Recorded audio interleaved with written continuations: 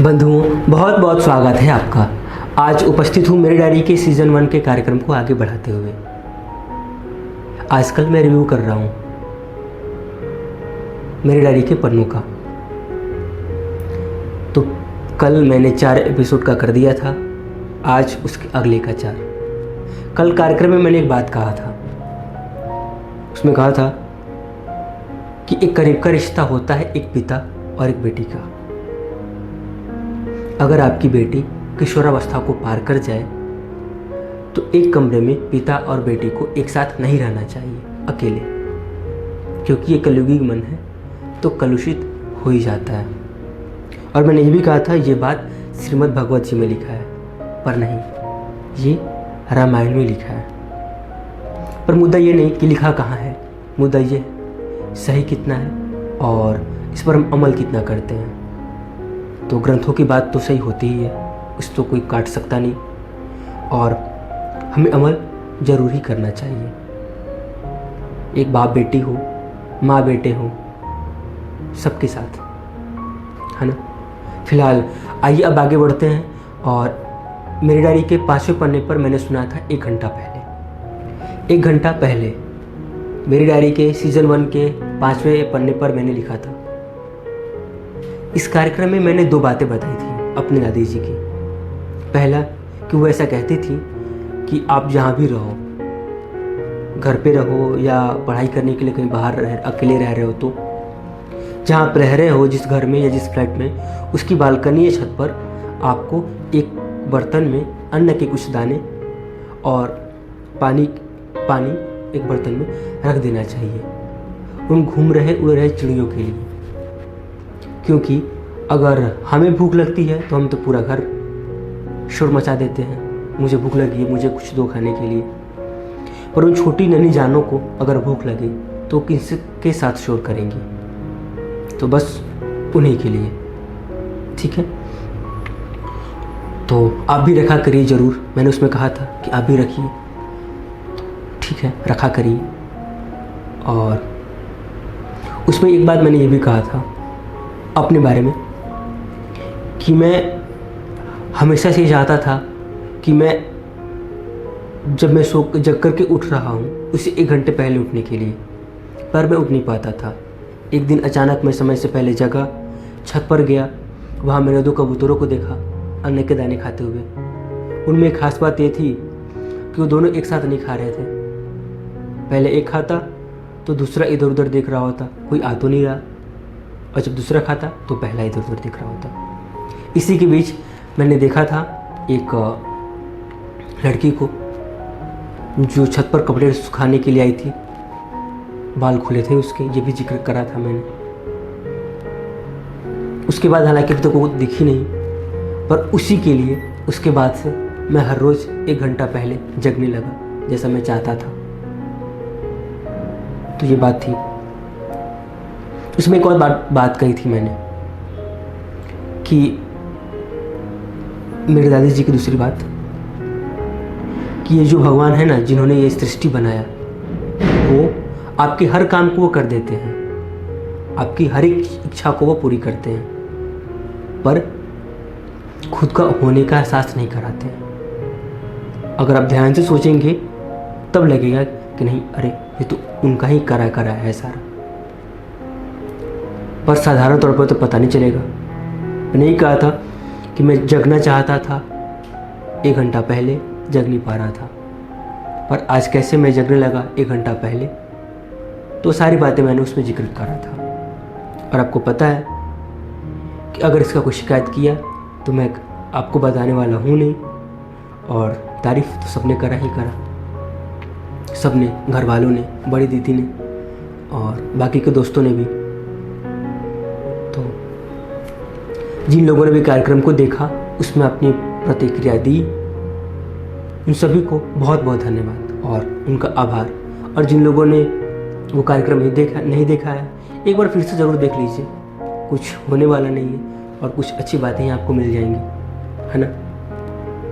तो अब आते हैं मेरी डायरी के 6ठे पन्ने पर। मैंने सुनाया था 20 रुपये, उस पर आते हैं। ₹20 पर एक बात बताऊँ आपको, तो ये सारी बातें एक कल्पना है, पूरी की पूरी बातें, पूरी की पूरी बातें वो कल्पना थी। अब आप ये कहेंगे कि मैंने ये कहा था कि मेरी डायरी पर के पन्नों पर मैं सारी बातों को, सच वाली बातों को लिखूंगा।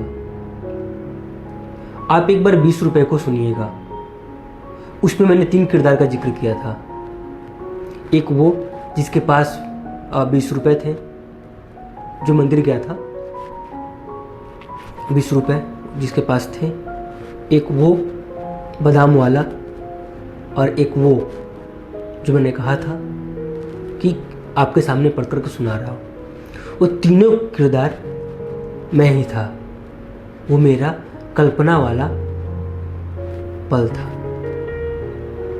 कि मैंने कल्पना करा था कि मैं मंदिर जा रहा हूँ तो मुझे टेबल पर ₹20 मिले। रास्ते से जब लौट रहा था मुझे बादाम वाला मिला। बादाम वाले ने अपनी अनुभव भरी बातें बताई कि उसके पिताजी उसके पढ़ाई वाले लंबी रेस में उसका साथ नहीं दे पाते, तो उसने पढ़ाई छोड़ दिया। अब बादाम बेच रहा है वो। उन्होंने ये कहा था, उसने ये भी कहा था बादाम वाले ने कि शायद मेरे साथ के जो लड़के पढ़ रहे हों अभी, वो उनके पास डिग्रियां हों, पर मेरे पास अनुभव है, और बड़ी बड़ी संस्थाएं अनुभव के ही पैसे देते हैं। तो ऐसा कुछ उसने जिक्र किया था। और वो बादाम वाला, मैंने बताया था उम्र उसकी 10 से 12 साल की थी, और उसकी बातें एक खास उम्र पार करने के बाद की जो बातें होती हैं वो वैसी बातें कर रहा था। आप अगर कार्यक्रम को सुनेंगे तो आपको पता चल जाएगा। तो वो कार्यक्रम पूरा मेरा एक कल्पना था, जिसमें का किरदार सारा का सारा मैं था। बादाम वाला मेरा बचपन, मंदिर जाने वाला पल में वो मेरा आज का, जो सुना रहा हूँ आपके सामने, वो आज का मैं। तो वो तीनों किरदार मैं ही था, और वो मेरा कल्पना था। तो आप एक बार उस कार्यक्रम को भी सुनिएगा। अच्छा है, बहुत अच्छा हुआ।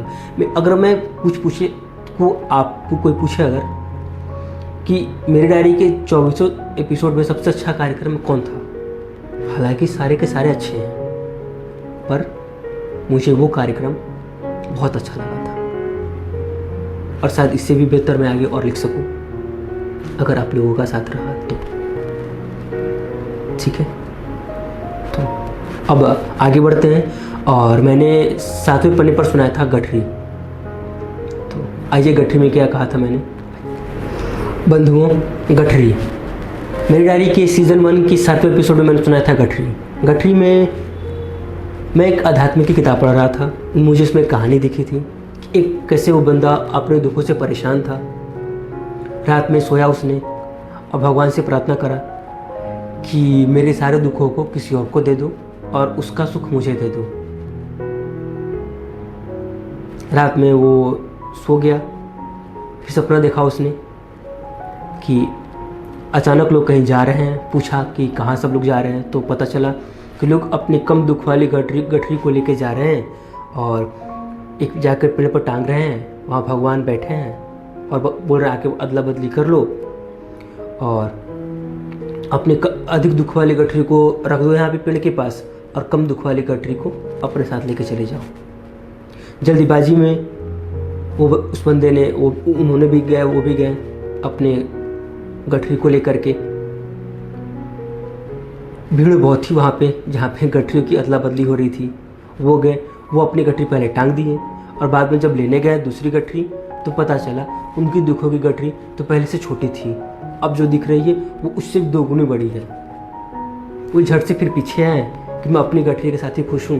तब पता चला कि उनकी गठरी तो कोई और लेके चला गया और बाद में वो कम दुख वाली गठरी को ले गए थे और जब आए तो अधिक दुख वाली गठरी को साथ लेकर के आ गए। निष्कर्ष इसका यही है, जो है उसमें संतुष्ट रहना सीखना चाहिए हमें। तो अधिक और कम के चक्कर में अगर पड़ेंगे तो यही होगा, भाई आकर के अपना गठरी की अदला बदली कर लो। अब समझदार कौन होगा और मूर्ख कौन पता नहीं।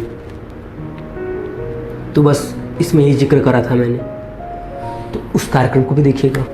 ठीक है। हालांकि उस तरह के कार्यक्रम मैंने सुनाया तो था, एक वो सुनाया था, एक और कोई कार्यक्रम सुनाया था सुनी सुनी बातों को, उसमें सुनाया था मैंने गांव पे सुना था, आगे उस पर चर्चा करूँगा। तो इन तरह की जो दो सुनाया था, ये आगे चल के एक और भी कुछ ऐसा सुनाऊंगा जिसमें मैंने कई सुनी सुनाई बातों को आप सबों के सामने अपने तरीके से पेश करूँगा, है ना। वो तो बात की बात है। फिलहाल अब मेरी डायरी के 8वें पन्ने पर मैंने सुनाया था, मैं भूल गया था, मेरी डायरी के 8वें पन्ने पर मैंने लिखा था खामखा, कि किस तरह से मैं 2 साल से अपने नए काम में उलझा था,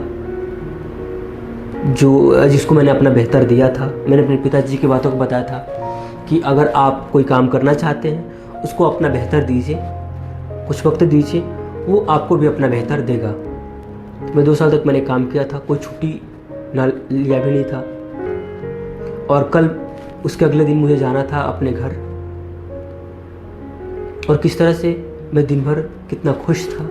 रात में मैं अपने बालकनी में था तो मुझे देखा मैंने, मैं बाज़ार से 2 बलून लाया था और उस तरह से वो कमरे में उड़ रहे थे, मुझे लगा कोई है, पर था वहाँ कोई नहीं, और मैं बस ऐसे ही परेशान हुआ, डरा,